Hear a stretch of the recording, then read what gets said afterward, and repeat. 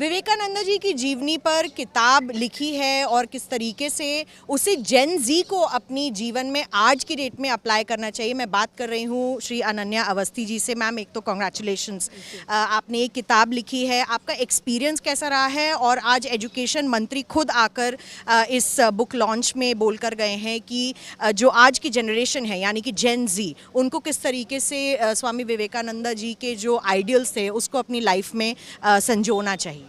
एकदम।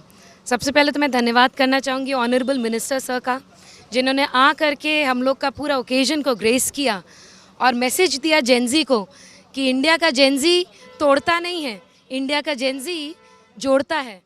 और इंडिया का जेनजी क्यों जोड़ता है?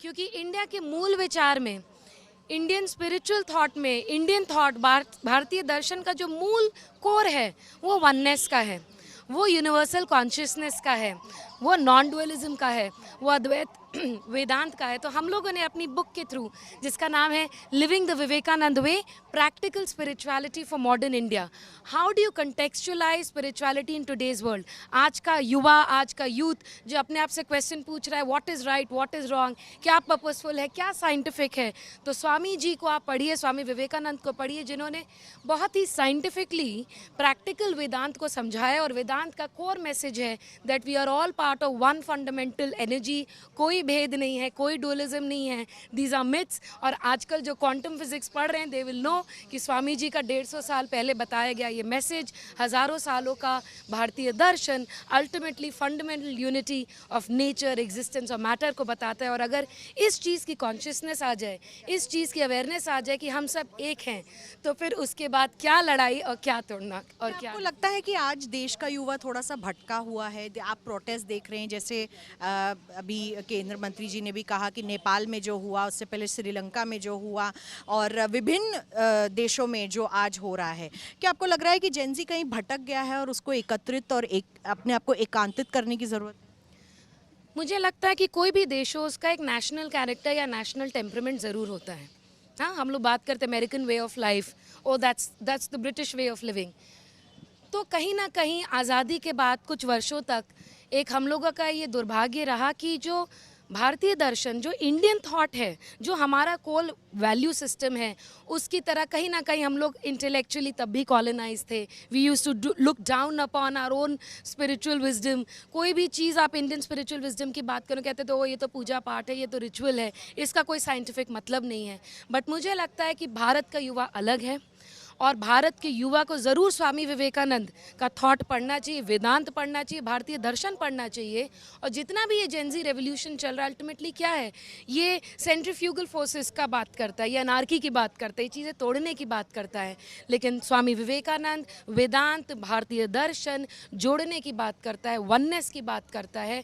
और जितने कॉन्फ्लिक्ट्स अब दुनिया में आ रहे हैं, sooner or later people are going to realize कि we need a universalistic framework, a universal consciousness to bring people from different ideologies on the same table to find solutions to the common problems that we have. इसी message से तो शायद देश के पूरे Gen Z को ये किताब पढ़नी चाहिए। क्या ये किताब भारत में हिंदी में भी उपलब्ध होगी हमारी जनरेशन के? एकदम। हमने शुरुआत इंग्लिश से की है और अमेज़ॉन और जितने आप ई कॉमर्स प्लेटफॉर्म सोच सकते हो उसमें ये अवेलेबल है।